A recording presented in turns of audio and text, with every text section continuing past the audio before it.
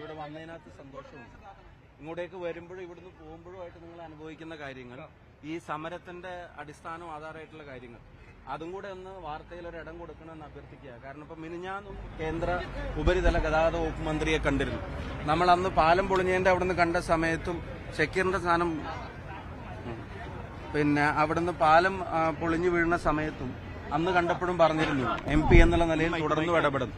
മിനിഞ്ഞാന്നും കേന്ദ്ര ഉപരിതല ഗതാഗത വകുപ്പ് മന്ത്രിയെ കണ്ടു. മന്ത്രിയെ കണ്ടിട്ടതിന് മുമ്പുണ്ടായ കാഴ്ചയിൽ കൊടുത്ത നിർദ്ദേശങ്ങൾ പൂർണ്ണമായിട്ട് ഇവിടെ നടപ്പിലാവുന്നില്ല എന്ന് മന്ത്രിയോട് പറഞ്ഞപ്പോൾ മന്ത്രി ഉദ്യോഗസ്ഥരോട് ചോദിച്ചപ്പോൾ ഉദ്യോഗസ്ഥർ അവിടെ എല്ലാം ക്ലിയർ ആണെന്നാണ് മന്ത്രിയോട് പറയുന്നത്. അപ്പം ഞാൻ പറഞ്ഞു, I am coming from the ground. താഴെ തട്ടിലുള്ള പ്രയാസങ്ങൾ നേരിട്ട് കണ്ട് മനസ്സിലാക്കിയിട്ട് പറയും, you have to trust us. ഈ പറഞ്ഞ വേഗതയിൽ ഇവിടെ കാര്യങ്ങൾ നടക്കുന്നില്ല. ഒന്നും വേണ്ട, സർവീസ് റോഡുകളുടെ കുഴിയടക്കാനുള്ള ഒരു ആത്മാർത്ഥമായ പരിശ്രമം പോലും ഇവിടെ നടക്കുന്നില്ല എന്നുള്ളതാണ്. അപ്പൊ അത് മിനിസ്റ്ററുടെ ശ്രദ്ധയിൽപ്പെടുത്തിയപ്പോൾ ഇത് ശരിയല്ല, ഉദ്യോഗസ്ഥരോട് കർശന നിർദ്ദേശം കൊടുക്കുകയും ഓണമാണ് വരാൻ പോകുന്നത്, ഈ സർവീസ് റോഡിന്റെ നിലവാരം മെച്ചപ്പെടുത്തുന്ന നടപടിയെങ്കിലും വേഗത്തിലാക്കണം എന്ന് അഭ്യർത്ഥിച്ചിട്ടുണ്ട്. അത് ചെയ്യുമെന്ന് അറിയാൻ അടുത്ത ദിവസം NHAIയുടെ കോഴിക്കോട് ഓഫീസുമായിട്ട് ബന്ധപ്പെട്ട് അവിടെ പോകുന്നുണ്ട്.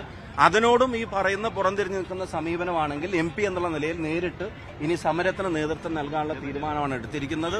ഒരുപാട് തവണ പാർലമെന്റിനകത്തും പുറത്തുമായിട്ട് ഇടപെട്ടു, നിരവധി തവണ മന്ത്രിയെ കണ്ടു, നിരവധി തവണ കത്ത് കൊടുത്തു, നിരവധി തവണ ഉദ്യോഗസ്ഥരുമായിട്ട് മീറ്റിംഗ് നടത്തി, 2 തവണ MPs കോൺഫറൻസിൽ വിഷയങ്ങൾ അവതരിപ്പിച്ചു, മറ്റു മന്ത്രിമാരുമായിട്ട് പറഞ്ഞു. പക്ഷേ ഒരു വലിയ സൗകര്യത്തിന് വേണ്ടിയിട്ടുള്ള ഒരു താൽക്കാലിക ദുരിതമല്ല, വടകരക്കാർക്ക് നിത്യ ദുരിതമാണ് ഈ ദേശീയപാത നിർമ്മാണം സമ്മാനിക്കുന്നത്. ഈ അവസ്ഥക്ക് മാറ്റം വരുത്താൻ സാധ്യമായ എല്ലാ ഇടപെടലും നടത്തുന്നുണ്ട്. അതുകൊണ്ട് തീരുമാനമാവുന്നില്ലെങ്കിൽ ഇനി പ്രതിഷേധത്തിന് നേരിട്ട് ഇറങ്ങുകയാണ് എന്നുള്ളത് നിങ്ങളിലൂടെ അറിയിക്കാൻ ആഗ്രഹിക്കുന്നു. ഈ ദുരവസ്ഥ ഇത് ഇങ്ങനെ തന്നെ തുടരുകയാണെന്നുള്ള വിവരം ഏതായാലും വന്ന സ്ഥിതിക്ക് അതും കൂടെ ഒരു വാർത്തയായിട്ട് കൊണ്ടുപോകണം എന്ന് അഭ്യർത്ഥിക്കുകയാണ്. ചോദിച്ച ചോദ്യങ്ങളിൽ 2 കാര്യം. രാഹുലിന്റെ വിഷയത്തിലേക്ക് കടക്കുന്നതിന് മുമ്പ് ഞാൻ ഒളിച്ചോടി, മുങ്ങി എന്നൊക്കെ ചില ടൈറ്റിലുകളും ചില സോഷ്യൽ മീഡിയ പോസ്റ്റുകളിൽ ചില കാർഡുകളൊക്കെ കാണാനിടയായി. പ്രത്യേകിച്ച് ചില വാർത്തകൾ പറഞ്ഞത് ബീഹാറിലേക്ക് മുങ്ങി എന്നുള്ളതാണ്. ബീഹാറിൽ നടക്കുന്ന ഒരു എക്സസൈസിന്റെ ഗൗരവം എന്താണെന്ന് ഒട്ടും അറിയാത്ത ആളുകളല്ല കേരളത്തിലെ മാധ്യമ പ്രവർത്തകർ. അവിടെ ഒരു MP എന്നുള്ള നിലയിലും പാർട്ടിയുടെ ഒരു ചെറിയ പ്രവർത്തനം എന്നുള്ള നിലയിലും ഒരു ഉത്തരവാദിത്തപ്പെട്ട സ്ഥാനത്തിരിക്കുന്ന ഒരാളെന്ന നിലയിലും ആ സമരത്തിന്റെ ആ യാത്രയുടെ ഭാഗമാവുക എന്നുള്ളത് ഞങ്ങളുടെയൊക്കെ റെസ്പോൺസിബിലിറ്റിയാണ്. 21-ാം തീയതി പാർലമെന്റ് സമ്മേളനം കഴിഞ്ഞാൽ നാട്ടിലേക്ക് വരുന്നതിന് മുമ്പ് ഡൽഹിയിൽ നിന്ന് ബീഹാറിലേക്ക് പോകാൻ എളുപ്പമാണെന്ന് നിങ്ങൾക്ക് എല്ലാവർക്കും അറിയാം. അപ്പൊ അതിന് പോയിട്ട് ഞാൻ തിരിച്ചിന്ന് പുലർച്ചെയാണ് എത്തിയത്. വന്ന് ഞാൻ നിങ്ങളെ കാണുന്നു. ഇപ്പൊ ബീഹാറിലേക്ക് പോയി എന്ന് പറയാം, ബീഹാറിലേക്ക് മുങ്ങി എന്ന് പറയുന്ന മാധ്യമ പ്രവർത്തനം അത് ശരിയാണോ എന്നുള്ളൊരു ആത്മപരിശോധന നടത്താൻ നിങ്ങളും തയ്യാറാവണമെന്ന് അഭ്യർത്ഥിക്കുന്നു. ബീഹാറിലേക്ക് എനിക്ക് പോകേണ്ട ഉത്തരവാദിത്വം ഇല്ല, ഞാൻ പോകണ്ടേ? ബീഹാറിൽ ഒരു യാത്ര നടക്കുമ്പോൾ ഞാൻ അവിടെ പാർലമെന്റ് മെമ്പർ ആയിരിക്കും. ഇനിയിപ്പോൾ 26-ാം തീയതി ഒരു ലോട്ട് MPമാർ 26-ന് പോകുന്നുണ്ട്, കുറെ ആളുകൾ സമാപനത്തിന് പോകുന്നുണ്ട്. അപ്പൊ എനിക്ക് പോകാൻ കഴിയാവുന്ന ഒരു ദിവസം അതാണ്. എനിക്ക് ഇന്നും ഇവിടെ പരിപാടിയുണ്ട്, എനിക്ക് നാളെ ഉണ്ട്, 25-ന് NHA ഓഫീസിൽ പോകണം, 26-ന് പിന്നെ മിഷന്റെ പരിപാടിയുണ്ട്, 27-ന് KK രമ MLA നടത്തുന്ന പരിപാടിയുണ്ട്, 28-ാം തീയതി ഞാനൊന്ന് പിന്നെ വിദേശത്ത് പോകുന്നതിനെ സംബന്ധിച്ചൊരു തീരുമാനമുണ്ട്. അപ്പൊ അതിന്റെ ഇടയിൽ ഈ യാത്ര തീരുന്നതിനും എനിക്ക് പോകാൻ ഏറ്റവും കൺവീനിയന്റ് ആയിട്ടുള്ള ഒരു ഡേറ്റിൽ അവിടെ പോകുമ്പോൾ അത് പിന്നെ അന്ന് മാധ്യമങ്ങളെ കാണാതെ പോയി എന്നാണ് അടുത്തൊരു കാര്യം. മാധ്യമങ്ങൾ ഇങ്ങനെ കോൺഗ്രസ് നേതാക്കന്മാർ വരി നിന്ന് കാണണം എന്നുള്ള നിർബന്ധ ബുദ്ധി എവിടെയെങ്കിലും ഉണ്ടോ? KPCC പ്രസിഡന്റ് പ്രതികരിച്ചില്ലേ അന്ന് ആ വിഷയത്തിൽ? എന്റെ പ്രസിഡന്റ്, ഞാൻ വർക്കിംഗ് പ്രസിഡന്റ് ആയിരിക്കുന്ന കമ്മിറ്റിയുടെ പ്രസിഡന്റ് തന്നെ മാധ്യമങ്ങളോട് പ്രതികരിച്ചു, പ്രതിപക്ഷ നേതാവ് പ്രതികരിച്ചു, രാഹുൽ ഉൾപ്പെടെയുള്ള ആൾക്കാർ പത്രക്കാരെ കണ്ടു. എല്ലാ കോൺഗ്രസ് നേതാക്കന്മാരും വരി നിന്ന് പത്രസമ്മേളനം നടത്തണം, കാര്യങ്ങൾ പറയുന്ന നിർബന്ധ ബുദ്ധിയോടെ എഴുതി വെച്ചിട്ടുണ്ടോ? ഇനി മാധ്യമങ്ങളോട്, എന്നെ ബന്ധപ്പെട്ട എന്റെ ഓഫീസുമായിട്ട് ബന്ധപ്പെട്ടവരോട് ഞാനിപ്പോ KPCC പ്രസിഡന്റും നേതാക്കന്മാരും മറ്റുള്ളവരുമാണ് ഇന്ന് മാധ്യമങ്ങളെ കാണുന്നത്, ഇന്ന് കാണുന്നില്ല എന്നുള്ള അറിയിപ്പ് എന്റെ ഓഫീസ് അവർ ബന്ധപ്പെട്ടപ്പോൾ അവർ കൊടുത്തിട്ടുണ്ട്. എന്നിട്ടും ഈ മുങ്ങി, ഒളിച്ചോടി എന്നൊക്കെ പറഞ്ഞിട്ട് ആരെയാ ഒളിച്ചോടേണ്ടത്? ആരെ പേടിച്ചിട്ടാണ് ഒളിച്ചോടേണ്ടത്? മാധ്യമങ്ങളെ പേടിച്ചിട്ടോ? അതല്ലെങ്കിൽ ഈ പറയുന്ന ഏതെങ്കിലും പ്രതിഷേധങ്ങൾ പേടിച്ചിട്ടോ? ഇപ്പൊ ഞാൻ അവിടെ ഇരിക്കുമ്പോൾ ഒരു പ്രതിഷേധം വന്നു, ആരും ഒളിക്കുന്നു ഓടുന്നൊന്നും കണ്ടില്ലല്ലോ. അങ്ങനെ പ്രതിഷേധിച്ചിട്ടുമുണ്ട്, പ്രതിഷേധങ്ങളെ കണ്ടിട്ടുമുണ്ട്, മാധ്യമങ്ങളെയും കണ്ടിട്ടുണ്ട്, ചോദ്യങ്ങൾ ഉത്തരം അങ്ങനെ. അപ്പോൾ ബീഹാറിൽ ഒരു യാത്രയിൽ പങ്കെടുക്കാൻ പോകുന്നതിന്റെ കാര്യത്തിലൊക്കെ ഒളിച്ചോടി, മുങ്ങി എന്നൊക്കെ വാർത്തകൾ കൊടുക്കുന്ന, ടൈറ്റിൽ കൊടുക്കുന്ന മാധ്യമ പ്രവർത്തനം അത് ശരിയാണോ എന്നുള്ളത് മാധ്യമങ്ങൾ തന്നെ വിലയിരുത്തിയാൽ മതി എന്നുള്ളത്. അടുത്തത് രാഹുലുമായിട്ട് ബന്ധപ്പെട്ട വിഷയം. ഞാൻ അതിനകത്ത് പറയാൻ ആഗ്രഹിക്കുന്ന ഒരു പ്രധാനപ്പെട്ട കാര്യം, ഒരു കോടതി വിധിയോ ഒരു FIR-ഓ അതല്ലെങ്കിൽ ഒരു സീരിയസ് ആയിട്ടുള്ള റിട്ടേൺ ആയിട്ടുള്ള ഒരു കംപ്ലൈന്റ് ഏതെങ്കിലും സർക്കാർ സംവിധാനങ്ങളിലോ ഒക്കെ വരുന്നതിന്റെ മുമ്പ് തന്നെ ഇങ്ങനെ ഒരു ആരോപണ പരിസരം ഉയർന്നപ്പോൾ അതിൽ രാജ്യസന്നദ്ധത പാർട്ടി നേതൃത്വത്തെ അറിയിക്കുകയും പാർട്ടി നേതൃത്വമായിട്ട് ആലോചിച്ചിട്ട് തന്റെ രാജിയും അയാൾ പ്രഖ്യാപിച്ചിട്ടുണ്ട്. ഇനി ഈ രാജി വേറെ ഏതെങ്കിലും CPM പ്രവർത്തകരോ നേതാക്കന്മാരോ ആണോ പ്രഖ്യാപിച്ചിരുന്നെങ്കിൽ നിങ്ങളെല്ലാം കൂടെ പറയാൻ പോകുന്നത് അത് ധാർമ്മികതയുടെ ഒരു ക്ലാസ് എടുക്കൽ അപ്പം വരുമായിരുന്നു. കണ്ടോ FIR ഇല്ലാത്ത രാജി, കണ്ടോ പരാതി ഇല്ലാത്ത രാജി, കണ്ടോ പിന്നെ കേസെടുക്കാത്ത രാജി, കണ്ടോ കോടതി വിധി ഇല്ലാത്ത രാജി, കണ്ടോ കുറ്റവിധി ശിക്ഷ വിധിക്കും കുറ്റവാളിയാണെന്ന് പ്രഖ്യാപിക്കപ്പെടുന്നതിന് മുമ്പ് രാജി. അപ്പൊ എല്ലാവരും അതിന്റെ ഒരു സാംസ്കാരിക ഇടപെടലുകളും പ്രവർത്തനവും പ്രതികരണവും ഒക്കെ ആ നിലയിലാവുമായിരുന്നു.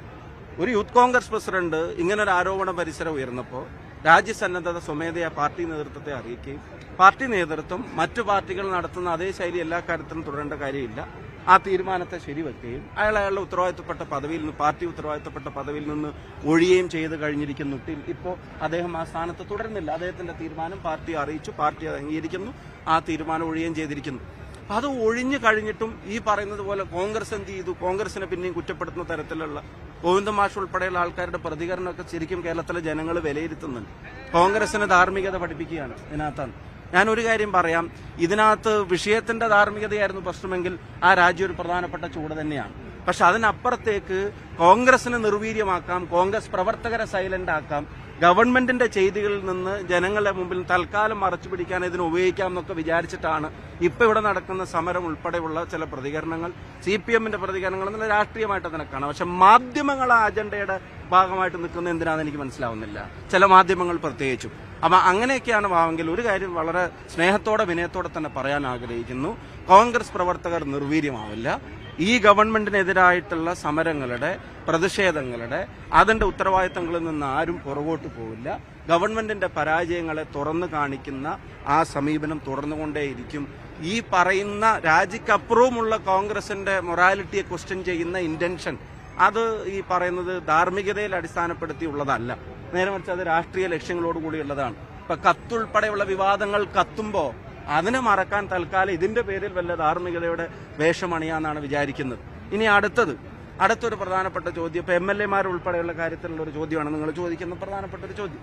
ഞാൻ ചോദിക്കുന്നത്, ഇപ്പൊ ഈ പറയുന്ന ഗോവിന്ദൻ മാഷ് ഉൾപ്പെടെയുള്ള സമിതി, ഞാൻ ആരും പേരൊന്നും പറയുന്നില്ല, പക്ഷേ ഒരു MLAക്കെതിരെ പോലീസ് കേസെടുത്തിട്ട് ചാർജ് ഷീറ്റ് സമർപ്പിച്ചിട്ടും ആ MLA ആ സ്ഥാനത്ത് തന്നെ തുടരട്ടെ, കുറ്റക്കാരനെന്ന് വിധിക്കുന്നവരെ തുടരട്ടെ എന്ന് തീരുമാനിച്ചവർ എങ്ങനെയാണ് കോൺഗ്രസിന്റെ ഒരു MLAയുടെ രാജി ആവശ്യപ്പെടുന്നത്? പോക്സോ കേസിലെ പ്രതിയായിട്ടുള്ള ഒരാളെ പാർലമെന്റ് ബോർഡ് അംഗമാക്കിയ വേറൊരു പാർട്ടി BJP, ആ BJP പ്രവർത്തകർ ഇവിടെ എങ്ങനെയാണ് ആ MLAയുടെ രാജി ആവശ്യപ്പെട്ടിട്ടൊരു സമരം നടത്തുന്നത്? ഇനി രാഷ്ട്രീയമായിട്ടാണെങ്കിൽ ഇപ്പൊ ഇവിടെ DYFIക്കാർ ഇവിടെ സമരം നടത്തി, സമരം കഴിഞ്ഞ് അവര് പിന്നെ വടക്കോട്ടാണ് പോകുന്നെങ്കിൽ കണ്ണൂർ ജില്ലയിലെത്തി ആ സമരം അവർക്ക് പുനരാരംഭിക്കേണ്ടി വരും. മുഖ്യമന്ത്രിയുടെ സ്റ്റാഫിൽ ഉൾപ്പെടെയുള്ള ആളുകൾ എങ്ങനെയാണ് വന്നത് അവിടെ?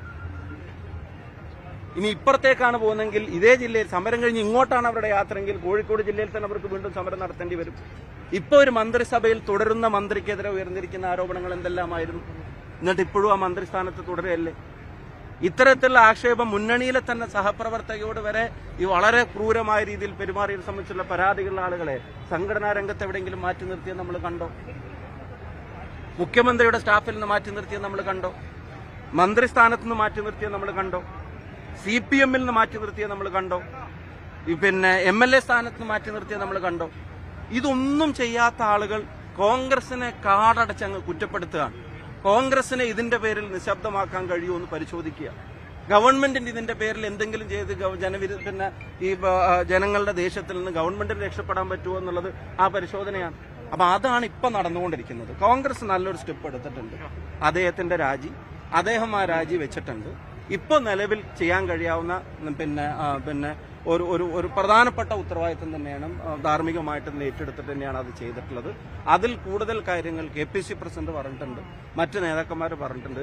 ഇതിൽ കൂടുതൽ കാര്യങ്ങൾ അതിനെ സംബന്ധിച്ച് ഞാൻ എക്സ്പ്ലെയിൻ ചെയ്യേണ്ടതുണ്ട് എന്ന് ഞാൻ വിശ്വസിക്കുന്നില്ല. രാഹുൽ നിരപരാധിയാണെന്ന് താങ്കൾ കരുതുന്നുണ്ടോ?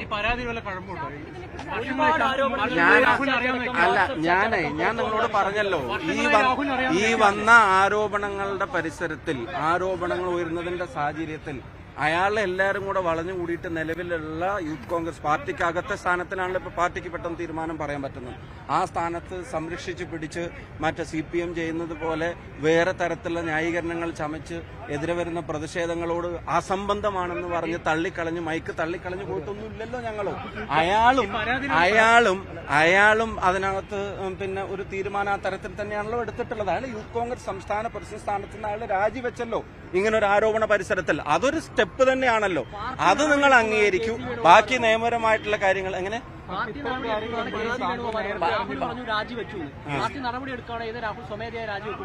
അല്ല, അയാളുടെ രാജി സന്നദ്ധത അയാൾ പാർട്ടി നേതൃത്വത്തെ അറിയിച്ചിട്ടുണ്ട്. പാർട്ടിയുടെ നിലപാടും അക്കാര്യത്തിൽ മറിച്ചായിരുന്നില്ല. അവര് പാർട്ടി നേതൃത്വത്തെ അറിയിച്ചു. പാർട്ടിയും അയാളും ഒക്കെ കൂടെ ആലോചിച്ചിട്ട് ഒരു തീരുമാനം. ഇനി നിങ്ങള് ഇതുപോലെ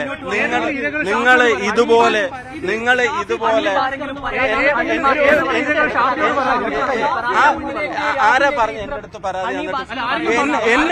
എന്റെ അടുക്ക് അവരങ്ങനെ ഒരു പരാതിയായിട്ട് വന്നിട്ടില്ല. ഇത് ഞാൻ പറഞ്ഞത് നിങ്ങൾക്ക് ഇതുപോലത്തെ ചോദ്യങ്ങൾ CPM പ്രവർത്തകർ സമാനമായ ഇൻസിഡൻസ് ഉണ്ടാവുമ്പോ നിങ്ങൾ ചോദിക്കില്ല. അസംബന്ധം എന്ന് പറഞ്ഞിട്ട് ഒരു വലിയ വിവാദം തെളിവോടെ പുറത്തു വന്നപ്പോ അസംബന്ധം എന്ന് പറഞ്ഞിട്ട് ഒറ്റ വാക്കിൽ കത്ത് തട്ടി മാറ്റിയപ്പോഴും നിങ്ങൾക്ക് അവിടെ ഉണ്ടായിരുന്നു. ഈ കാര്യത്തിൽ പറയാനുള്ളതെല്ലാം വളരെ കൃത്യമായി നിങ്ങളോട് പറഞ്ഞു കഴിഞ്ഞു. ഒരു നിലപാട് കോൺഗ്രസ് പാർട്ടി എടുത്തു. അത് മറ്റൊരു രാഷ്ട്രീയ പ്രസ്ഥാനത്തിലും സമാനമായ വിഷയങ്ങളിൽ എടുക്കാൻ കഴിഞ്ഞിട്ടില്ല എന്നുള്ളത് ഇതൊരു യാഥാർത്ഥ്യമാണ്.